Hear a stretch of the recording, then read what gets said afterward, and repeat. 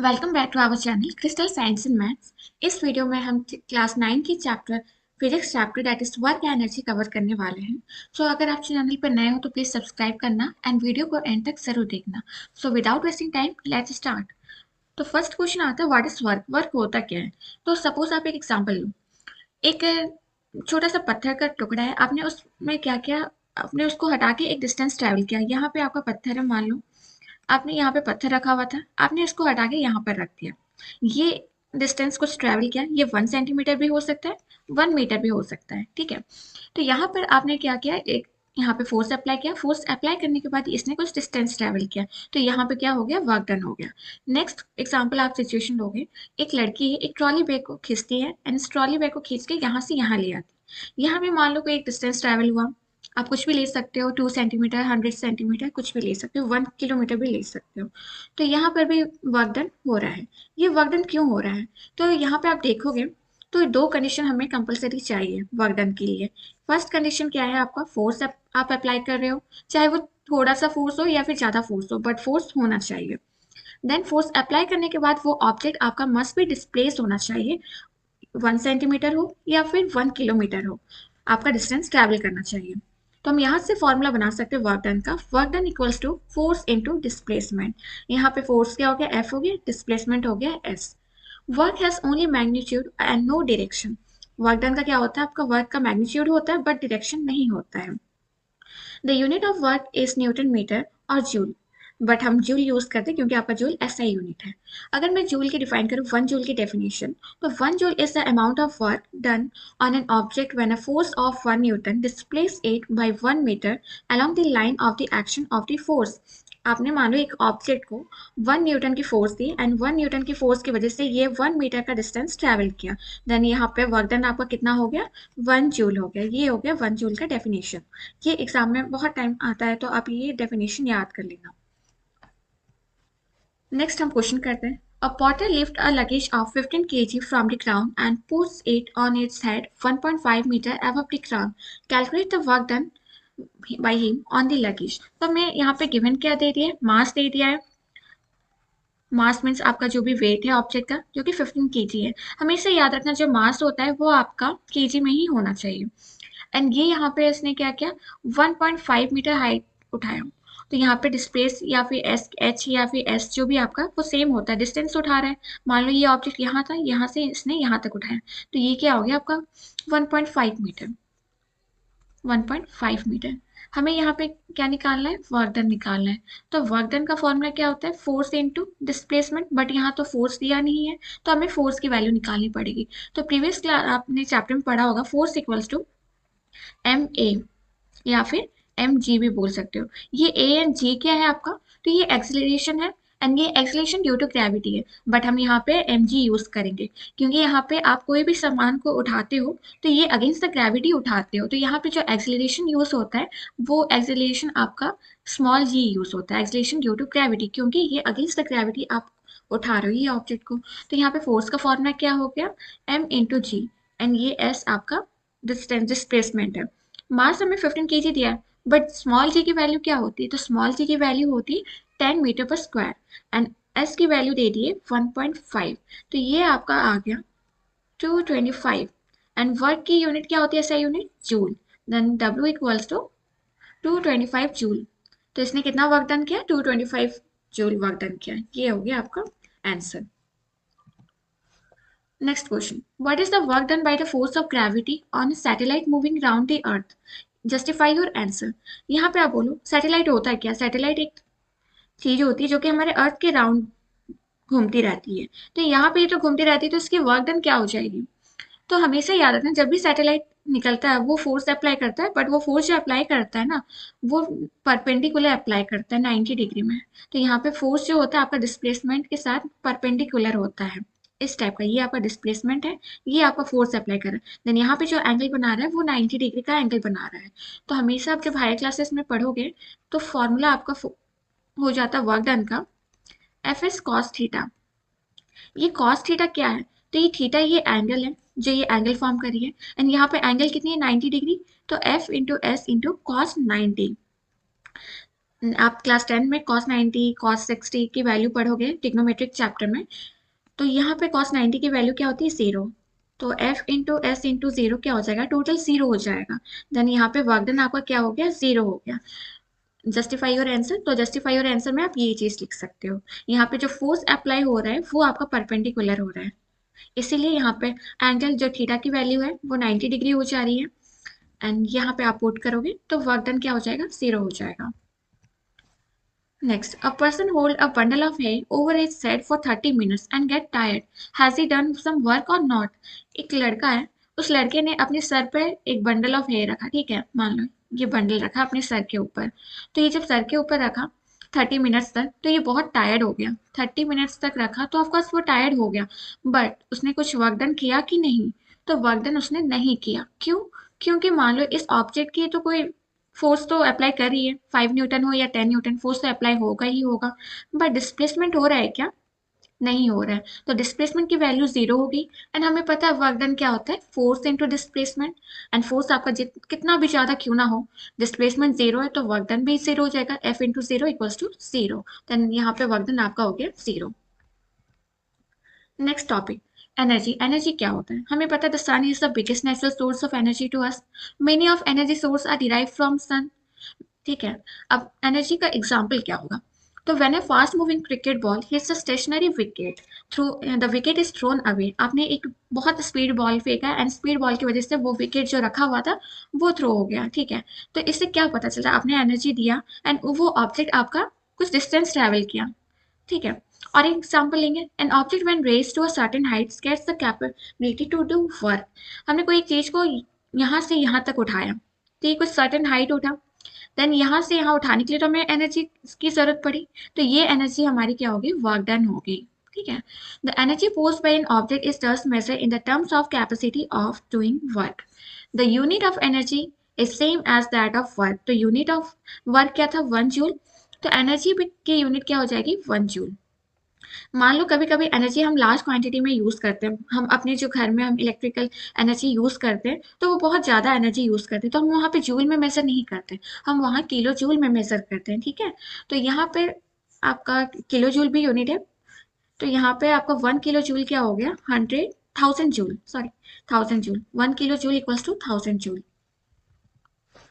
Forms of energy, हमारे आसपास बहुत सारे फॉर्म्स ऑफ एनर्जी हैं। क्या क्या है, आपने तो पहले पढ़ा ही होगा, heat energy, chemical energy, electrical energy and light energy. But यहाँ पे आप इंक्लूड करोगे potential energy and kinetic energy, ठीक है। तो ये दोनों को मिला के मैकेनिकल एनर्जी बोलते हैं। बट मैकेनिकल एनर्जी पढ़ने से हमें पहले पढ़ना पड़ेगा potential energy, kinetic energy. But उससे पहले एक क्वेश्चन है, a battery lights a bulb, describe the energy change involve in the process. एक बैटरी, वो एक बल्ब को जला रही है, तो इस बैटरी से बल्ब तक जलाने तक कौन से कितने एनर्जी यहाँ पे यूज हुए हैं। तो बैटरी है तो ऑफकोर्स यहाँ पे केमिकल एनर्जी यूज हुआ होगा। देन ये केमिकल एनर्जी आपका इलेक्ट्रिकल एनर्जी में चेंज हुआ। देन ये इलेक्ट्रिकल एनर्जी आपका लाइट दिया, जब इलेक्ट्रिक फ्लो हुआ देन लाइट जला, तो ये लाइट एनर्जी हुआ। देन लाइट जलने के बाद वो बल्ब कुछ टाइम के बाद वो हीट हो गया, तो यहाँ पे लास्ट में हीट एनर्जी भी इन्वॉल्व हो गया। देन ये हो गया आपका टोटल प्रोसेस एक बल्ब से लाइट जलाने का। तो आ जाते हैं हम नेक्स्ट टॉपिक में, काइनेटिक एनर्जी। काइनेटिक एनर्जी होता है क्या, तो एग्जाम्पल से पहले डेफिनेशन ही पढ़ लो। Kinetic energy is the energy possessed by an object due to its motion. जब वो मोशन करता है तभी काइनेटिक एनर्जी रिलीज होता है, बनता है, ठीक है। The kinetic energy of an object increase with speed. आपका जितना स्पीड होगा काइनेटिक एनर्जी भी उतना ज्यादा होगा, इसलिए काइनेटिक एनर्जी को हम ऐसे लिखते हैं, ठीक है, डायरेक्टली प्रोपोर्शनल टू स्पीड या फिर वेलोसिटी आप बोल सकते हो। For example, a falling of coconut, a speeding car, a rolling stone, a flying aircraft, flowing water, ये सब आपका क्या हो गया, ये सारे आपके काइनेटिक एनर्जी के एग्जाम्पल हो गए। अब हम काइनेटिक एनर्जी के फॉर्मूला को डिराइव करेंगे, तो कैसे करेंगे, आपने पढ़ा होगा मोशन चैप्टर में 3 इक्वेशन ऑफ मोशन। तो 3 इक्वेशन ऑफ मोशन में से ये उनमें से एक था, याद करना, V square minus U square equals to 2as। यहाँ पे v क्या है, तो फाइनल वेलोसिटी है, एंड यहाँ पे u क्या है आपका, इनिशियल वेलोसिटी, एंड यहाँ पे a क्या है आपका, एक्सीलरेशन, एंड s एस क्या है आपका यहाँ पे डिस्टेंस या फिर आप बोल सकते हो हाइट, डिस्प्लेसमेंट, ठीक है। मैं यहाँ पे आपको समझाने के लिए डिस्टेंस या फिर डिस्प्लेसमेंट आप लिख सकते हो। यहाँ से हम क्या निकालेंगे, एस की वैल्यू, एस की वैल्यू निकालेंगे। तो एस की वैल्यू क्या हो जाएगी, V square minus U square by 2a। हमें पता है वर्क डन का फॉर्मूला क्या होता है, वर्क और एनर्जी सेम होता है, तो हम एनर्जी निकालने के लिए वर्क डन निकालेंगे। वर्क का फॉर्मूला क्या होता है, एफ इंटू एस। हमें एस की तो वैल्यू मिल गई, बट एफ की वैल्यू की क्या है, एफ हो गया आपका एम इंटू ए, मास इंटू एक्सलेशन, आपने फोर्स वाले चैप्टर में पढ़ा होगा। यही वाला वैल्यू हमें क्या पुट करना है, फोर्स की जगह में। तो ये फोर्स क्या हो जाएगा आपका एम इंटू ए, एस की वैल्यू हमें मिल चुकी है V square minus U square by 2a। यहाँ पे आपका ए कैंसिल आउट हो गया, तो आपका हो गया यहाँ पे work done equals to half M V square minus U square. यहाँ पे हम मान लो सपोज करो ऑब्जेक्ट आपका स्टेशनरी पोजीशन से स्टार्ट हो रहा है, तो यहाँ पे u की वैल्यू क्या हो जाएगी, 0 हो जाएगी। लिख लो, if the object start from stationary position, तो यहाँ पे u की वैल्यू क्या हो जाएगी, 0। देन हमें यहाँ पे आपका मिल गया काइनेटिक एनर्जी, वर्क डन दोनों इक्वल है। देन यहाँ पे हम u की जगह 0 पुट करें तो क्या मिल जाएगा, half M V square, U आपका 0 हो गया। तो ये हो गया आपका काइनेटिक एनर्जी का formula. Next question, what is the work is to be done to increase the velocity of a car from 30 km per hour to 60 km per hour if the mass of the car is 1500 kg? हमें यहाँ पे क्या दे दिया है, मास दे दिया है 1500 kg। हमेशा याद रखना मास आपका kg में ही होना चाहिए। यहाँ पे u की वैल्यू क्या दे दी है, 30 किलोमीटर पर आवर, जिसको हम मीटर पर सेकंड में चेंज कर देंगे। तो क्या हो जाएगा 30 इंटू 1000 डिवाइडेड बाई 60 इंटू 60। ये आ गया आपका मीटर पर सेकंड में। आप इसको यहाँ से भी सॉल्व कर सकते हो या फिर नहीं भी। देन आता है आपका v की वैल्यू क्या है, 60 किलोमीटर पर आवर, इसे भी हमें कन्वर्ट करना पड़ेगा मीटर पर सेकंड में। 60 इंटू 1000, 60 इंटू 60 मीटर पर सेकंड। हमें यहाँ पे क्या निकालना है, वर्क डन निकालना है। तो हमें लास्ट स्लाइड में पढ़ा था वर्क डन आपका क्या होता है, half M V square minus U square. यहाँ पे इन स्टेशनरी पोजीशन स्टार्ट तो नहीं हो रहा, तो यू की वैल्यू क्या है, 0 नहीं है, इसलिए हम यहाँ पे हाफ एम वी स्क्वायर नहीं पुट करेंगे। यहाँ पे पुट करेंगे हाफ एम ब्रैकेट में V square minus U square. यहाँ पे वैल्यू लिख लो, हाफ एम की वैल्यू है 1500 एंड वी स्क्वायर आपका, वी के पहले वैल्यू पुट कर दो, इसकी क्या है स्क्वायर, देन सब्ट्रैक्टेड बाय आपका इनिशियल वेलोसिटी। इनिशियल वेलोसिटी की फॉर्मूला पुट कर दो 60 इंटू 60, इसकी भी होल स्क्वायर। देन ये आपका क्या हो गया 750 हो गया। देन इसको आप सॉल्व करोगे तो आ जाएगा आपका 625 बाई 3 माइनस आपका ये आ जाएगा 1562503। इसको फर्दर सिंप्लीफाई करोगे तो आपका वैल्यू आ जाएगा, ये 750 आप मल्टीप्लाई कर दो, देन इसको आप सॉल्व करोगे तो आपका वैल्यू आ जाएगा 156,250 जूल। ठीक है, ये आ गया आपका आंसर। हमें क्या निकालना था, वर्क डन निकालना था। तो वर्क डन का फॉर्मूला हमें पता है half 1/2 M into V square minus U square. हमें यहाँ पे काइनेटिक एनर्जी के फॉर्मूला यूज किए, बट यहाँ पे इनिशियल वेलोसिटी 0 नहीं था, तो हमने इनिशियल वेलोसिटी हमें गिवन था, इसलिए हमने ये वाला फॉर्मूला पुट करके यहाँ पे वैल्यू पुट कर दिया। ठीक है, तो आंसर आ गया 156,250 जूल।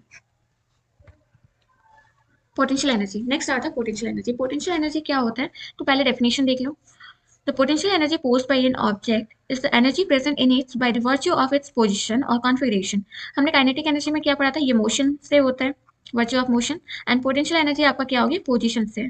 फॉर एग्जाम्पल आप जब एक स्प्रिंग को जब खींचते हो तो स्प्रिंग को खींचने से क्या हो जाता है, आप इतना एक्सपेंड कर दे रहे हो, तो यहाँ पे जो काइनेटिक एनर्जी मतलब जो एनर्जी यूज हो रहा है वो आपका कौन सा एनर्जी स्टोर हो रहा है, पोटेंशियल एनर्जी। ये हो गया आपका पोटेंशियल एनर्जी। एग्जाम्पल देखो, आप जब भी एक टॉय कार का की आप घुमाते हो तो ये जो की का जो एनर्जी है ये स्प्रिंग के इनसाइड में स्टोर हो जाता है as a potential energy.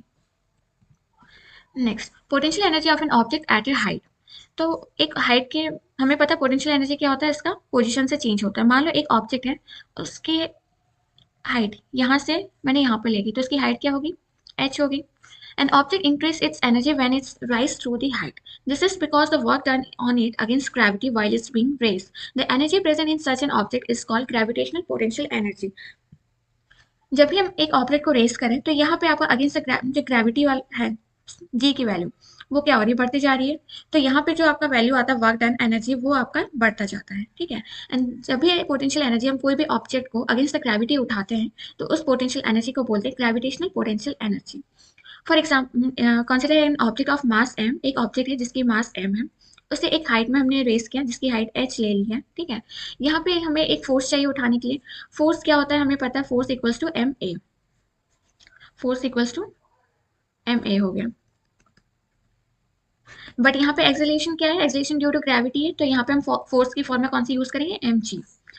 Then यहाँ पे हमें पता है वर्क डन आपका क्या होता है, वर्क डन ऑफ एनर्जी दोनों सेम है, यहाँ पे हम ईपी लिखेंगे, फोर्स इनटू डिस्प्लेसमेंट। यहाँ पे फोर्स क्या यूज हुआ, एम इंटू जी, एंड ये कौन कितना डिस्टेंस ट्रेवल किया था, एच। तो यहाँ पे फॉर्मूला बन गया आपका एम जी एच। ये हो गया आपका पोटेंशियल एनर्जी का फॉर्मूला। नेक्स्ट क्वेश्चन करते हैं। An object of mass 12 kg is at a certain height above the ground. If the potential energy of the object is 480 joule, find the height at which the object is with respect to the ground. Given g equals to 10 metre पर square.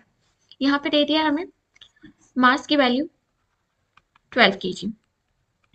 यहाँ पे एक object certain height में हमने इसको उठा रहे हैं, ठीक है, हम इसको उठा रहे हैं, तो एक सर्टेन हाइट है जिसकी वैल्यू हमें पता नहीं है, तो एच को एच ही रहने दो, हमें जो कि निकालना है। यहाँ पे वर्क डन जो भी आपका पोटेंशियल एनर्जी यूज हुआ है वो कितना यूज हुआ है, 480 जूल। देन आपका यहाँ पे स्मॉल जी की वैल्यू क्या दे दी है, 10 मीटर पर स्क्वायर। हमें पता है according to potential energy formula क्या है, M into G into H. Then यहाँ पे आपका वैल्यू क्या है, आ गया है एम का वैल्यू 480, जी की वैल्यू 10 है, एच की वैल्यू हमें पता नहीं, बट 480 नहीं, सॉरी ये आपका 12 है। पोटेंशियल एनर्जी दे दिया 480। देन यहाँ से हम एच की वैल्यू निकाल सकते हैं, H equals to 480 divided by 12 into 10, तो आपका आ गया 4। देन ये क्या हो गया आपका 4 मीटर। तो कितने हाइट तक रेस हुआ था, 4 metre. Law of conservation of energy. Law of conservation of energy आपने केमिस्ट्री में भी पढ़ा था, law of conservation of mass. यहाँ पे हम पढ़ेंगे एनर्जी। ये होता क्या है, तो हमेशा याद रखना जब भी एनर्जी कन्वर्ट होता है हम एनर्जी को क्रिएट नहीं कर सकते कि डिस्ट्रॉय भी नहीं कर सकते, बस हम उसको एक फॉर्म से दूसरे फॉर्म को ट्रांसफर कर सकते हैं। तो ट्रांसफर करने में जो एनर्जी यूज होता है हमेशा कांस्टेंट रहता है।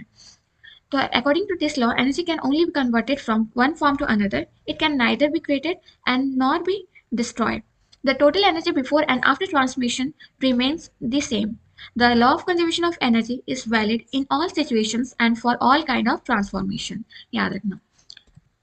For example, एक ऑब्जेक्ट है मास m is made to be fall free from the height h. यहाँ पे एक ऑब्जेक्ट है, एक ऑब्जेक्ट के मास क्या है m है, इस m मास वाले ऑब्जेक्ट को मैंने इस यहाँ से फेंका, इसकी हाइट कितनी है, h है। At the start the potential energy is mgh and the kinetic energy is 0. क्यों जीरो, क्योंकि यहाँ पे वैल्यू ये स्टार्ट कर रहा है, इसकी वेलोसिटी 0 है, इसलिए काइनेटिक एनर्जी भी क्या हो गया, 0 हो गया। एंड यहाँ पे हाइट की कुछ वैल्यू है, इसीलिए पोटेंशियल एनर्जी आपका 0 नहीं है। The total energy of the object, यहाँ पे टोटल एनर्जी क्या हो जाएगी, टोटल एनर्जी आपकी mgh ही हो जाएगी, क्योंकि kinetic energy plus potential energy, kinetic energy की वैल्यू क्या है, 0 है, तो टोटल आपका एनर्जी यहाँ पे क्या है, mgh है। बट जब भी वो गिरने स्टार्ट होता है देन इसकी हाइट क्या होती जाती है, ऑब्जेक्ट की कम होती जाती है, जब तक ग्राउंड में आ जाता है यहाँ तक इसकी हाइट क्या हो जाती है, 0। बट ये आते आते इसकी वेलोसिटी ये बढ़ जाती है, 0 से कुछ भी एक्स वाई जेड बढ़ जाता है, बट यहाँ पे हाइट क्या हो जाता है, 0 हो जाता है। तो आपका यहाँ पर गिरते टाइम पोटेंशियल एनर्जी आपका काइनेटिक एनर्जी में कन्वर्ट हो जाता है, इसलिए यहाँ पे पोटेंशियल एनर्जी गिरते टाइम 0 हो जाता है एंड काइनेटिक एनर्जी आपका हाफ mv² रहता है। क्यों, क्योंकि यहाँ पे हाइट 0 हो जाती है एंड यहाँ पे m की वैल्यू v की वैल्यू ऑफकोर्स कुछ रहती है, बढ़ जाती है, 0 से ऊपर हो जाती है। तो यहाँ पे भी टोटल एनर्जी क्या हो गया आपका, potential energy plus kinetic energy, तो पोटेंशियल एनर्जी की वैल्यू क्या होगी, 0 होगी एंड काइनेटिक एनर्जी क्या हो गया आपका, half mv²। The kinetic energy would be largest and the potential energy at the least गिरते टाइम, ठीक है। However, the sum of potential energy and kinetic energy of the object will same at all the point, and that is potential energy plus kinetic energy equals to constant, हमेशा constant ही रहता है। And यहाँ पे ये potential energy plus mechanical energy, potential energy plus kinetic energy को हम क्या बोलते हैं, मैकेनिकल एनर्जी, याद रखना। तो मैकेनिकल एनर्जी आपका क्या हो गया, potential energy plus kinetic energy. Question में आते हैं an object of mass 40 kg is raise to a height 5 metre. तो यहाँ पे एक ऑब्जेक्ट है जिसकी मास है 40 kg, हाइट क्या दे दी है 5 मीटर, यानी यहाँ पे जी का वैल्यू दिया नहीं, तो जी का वैल्यू हमेशा हमें 10 लेके चलना है। यहाँ पे क्या निकालना है, what is the potential energy, पहले हमें पोटेंशियल एनर्जी निकालना है। पोटेंशियल एनर्जी की फॉर्मूला क्या है, M into G into H. तो यहाँ पे वैल्यू पुट कर दो 40 इंटू 10 इंटू 5, तो आपका आ गया 2000 जूल। ये आ गया आपका potential energy. If the object is allowed to fall, find the kinetic energy when it's half the way down. तो ये हाफ द वे डाउन हो जाता है, तो इसकी हाइट ऑफकोर्स क्या हो जाएगी, हाफ हो जाएगी, तो height becomes 5/2, that is 2.5 metre. यहाँ पे हम पोटेंशियल एनर्जी निकालेंगे तो क्या हो जाएगा, वही एम जी एच, बट यहाँ पे एच की वैल्यू क्या हो जाएगी 2.5, 40 into 10 into 2.5, that is 1000 joule. हमें पता है according to the law of conservation of energy, according to law of conservation of energy क्या होगा, total energy equals to potential energy plus kinetic energy. ये टोटल एनर्जी हमें पहले कितना था 2000 जूल था। हाफ वे जब हो जाता है, जब गिरते टाइम, तब वो पोटेंशियल एनर्जी हाफ में रहता है and half kinetic energy convert हो जाता है। तो हाफ में वो कितना था 1000 जूल था, एंड हाफ हमें पता नहीं है काइनेटिक एनर्जी कितना है, यही वैल्यू हमें निकालनी है। तो काइनेटिक एनर्जी आपका क्या हो जाएगा, माइनस कर दो, ये हो जाएगा 1000 जूल। तो according to the law of conservation of energy, total energy equals to potential energy plus kinetic energy. Total energy हमने निकाल दिया था 2000 joule, and potential energy half way में क्या हो गया था इसका 1000 जूल, एंड काइनेटिक एनर्जी की वैल्यू हमें निकालनी थी, इसलिए आप सब्सट्रैक्ट कर दोगे तो काइनेटिक एनर्जी आ गया आपका 1000 joule. Next, what is rate of doing work, तो ये होता है आपका पावर। तो पावर का डेफिनेशन ही है the rate of doing work. मान लो एक मैंने काम दिया दो बच्चे को, एक बच्चे ने उस काम को 1 घंटे में कंप्लीट किया एंड दूसरे बच्चे ने उसी काम को लिया 2 आवर्स। तो मैं बोल सकती हूँ कि पावर किसके पास ज्यादा था, इसके पास ज्यादा था एंड इसके पास पावर कम था। तो पावर कैसे पता चला, तो टाइम के हिसाब से, काम मैंने दोनों को सेम दिया था, बट टाइम के हिसाब से मैंने किसको देखा, किसकी पावर ज्यादा है, ए की पावर ज्यादा है एंड बी की पावर कम है। तो यहाँ पे पावर का फॉर्मूला हो जाता है W/T। W आपका वर्क डन हो गया, T हो गया आपका time. The rate of doing work is called power, and power की यूनिट क्या होती है 1 वाट। 1 वाट की definition, 1 what is the power of an agent which does the work at the rate of 1 joule per second। तो 1 joule के work done कितने में खत्म कर रहा है, 1 सेकेंड में कर रहा है, देन ये इसका पावर क्या हो गया 1 वाट का पावर हो गया। तो हम लिख सकते हैं पावर की यूनिट क्या होगी 1 जूल होगी। When the rate of consumption of energy is 1 joule per second, 1 watt equals to 1 joule per second. ठीक है, तो यहाँ पे 1 वाट भी हो सकता है या फिर जूल पर सेकेंड, ये दोनों यूनिट में से आप यूज कर सकते हो, बट हम वाट यूज करते हैं क्योंकि आपका वाट आपका SI यूनिट होता है, ये आपका SI यूनिट है। क्वेश्चन में आते हैं, अ lamp consumes 1000 joule of electrical energy in 10 second, find power. तो हमने क्वेश्चन यहाँ पे एनर्जी दे दिया है, एनर्जी या फिर आप वर्क डन भी बोल सकते हो, कितना है 1000 जूल है। टाइम दे दिया है 10 सेकंड, यहाँ पे पावर क्या हो जाएगा तब, power work done by time, work done by क्या हो जाएगा टाइम। तो वर्क डन आपका कितना है 1000 डिवाइडेड बाई 10, तो आपका यहाँ पे वर्क डन पावर कितना आ गया 100 वाट। यूनिट भूलना, यूनिट मत भूलना लिखने के लिए, यूनिट बहुत इंपॉर्टेंट होता है फिजिक्स एंड मैथ्स में। तो ये हो गया आपका आंसर। नेक्स्ट आता है, a boy of mass 50 kg runs up a stair of 45 steps in 9 seconds. If the height of each step is 15 centimeter, find its power. Take g equals to 10 meter per second square. तो यहाँ पे हमें क्या given है, mass given है, तो यहाँ पे मास लिख सकते हो, मास इक्वल्स टू 50 kg, एंड यहाँ पे टोटल हाइट क्या हो जाएगा, एक बच्चा 45 स्टेप्स चल रहा है एंड एक स्टेयर की कितनी है 15 सेंटीमीटर हाइट है, बट यहाँ पे ये सेंटीमीटर में है तो हम इसको कन्वर्ट कर देंगे मीटर में। देन आता है स्मॉल जी की वैल्यू क्या है 10 मीटर पर सेकेंड स्क्वायर। हमें यहाँ पे पावर निकालना है, तो पावर निकालने के लिए पहले हमें वर्क डन निकालना पड़ेगा। तो यहाँ पे वर्क डन क्या हो जाएगा, तो mgh हो जाएगा वर्क डन। मास कितना है 50, ये हो गया आपका 10, ये हो गया आपका 45 इंटू 15/100। तो यहाँ पे आप सॉल्व करोगे तो आपका आ जाएगा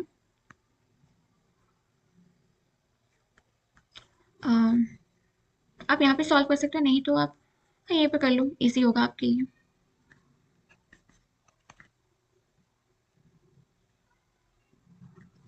इसको इतने में ही रहने दो। ये आपका क्या आ गया, वर्क आ गया। हमें निकालना क्या था, power, work done by time. Work done यहाँ पे क्या हो गया, 225 इंटू 15 जूल। टाइम क्या दिया है, 9 सेकेंड। तो यहाँ पे आप सॉल्व करोगे तो आपका वैल्यू आ जाएगा 375 वॉट। ये आ गई आपकी पावर की value. A certain household has consumed 250 units of energy during a month. How much energy is this in joule? तो हमें किस में निकालना है, जूल में निकालना है। तो हमें पता है यहाँ पे एनर्जी कितना दिया है, यहाँ पे एनर्जी गिवन है 250 यूनिट्स।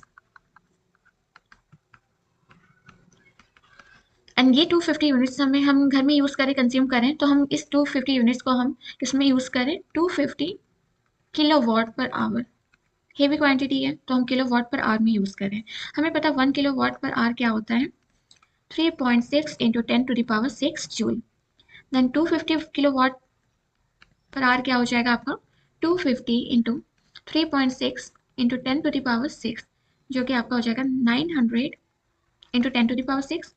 यहाँ पे आप लिख सकते हो 9 इंटू 10 टू द पावर 8। ये आपका क्या है, जूल में आ गया। नेक्स्ट आता है an electric heater is rated 1500 what, how much energy does it use in 10 hours. हमेशा याद रखना, जब पावर आपका वॉट में दिया है तो टाइम आपका किस में होना चाहिए, सेकंड में होना चाहिए। बट वॉट आपका जब किलो वॉट पर दिया होगा तो ये आवर में। तो यहाँ पे हमारा टाइम आवर में, तो यहाँ पे पावर किस में होना चाहिए, किलो वॉट आवर में, बट हमारा क्या है, वॉट में, तो हम इसे किलो वॉट आवर में कन्वर्ट कर देंगे। तो पावर आपका क्या हो जाएगा, 1500 बाई 1000 किलो वॉट। तो ये आप लिख सकते हो 0.50 किलो वॉट। एंड टाइम हमें क्या गिवन है, 10 आवर्स।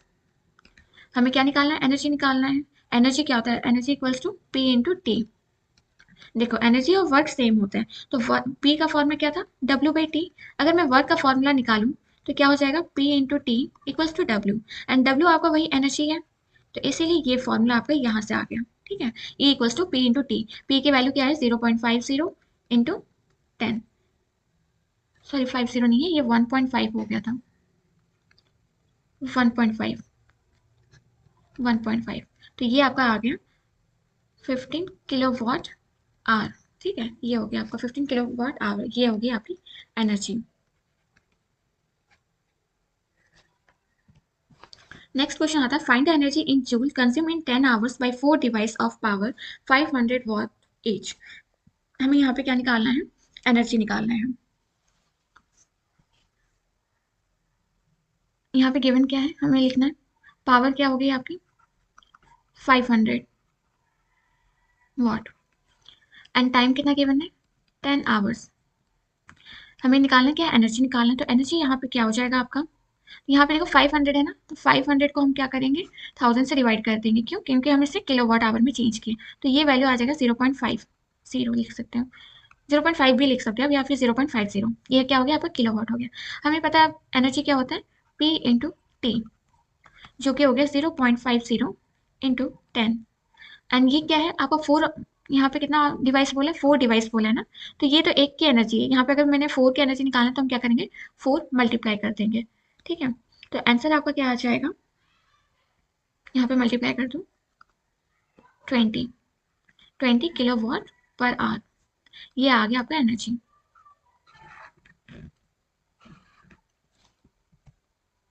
सो इस वीडियो में इतने ही टॉपिक्स थे, एंड ये आपका सारे एनसीईआरटी के कुछ क्वेश्चंस थे एंड कुछ कॉन्सेप्ट थे।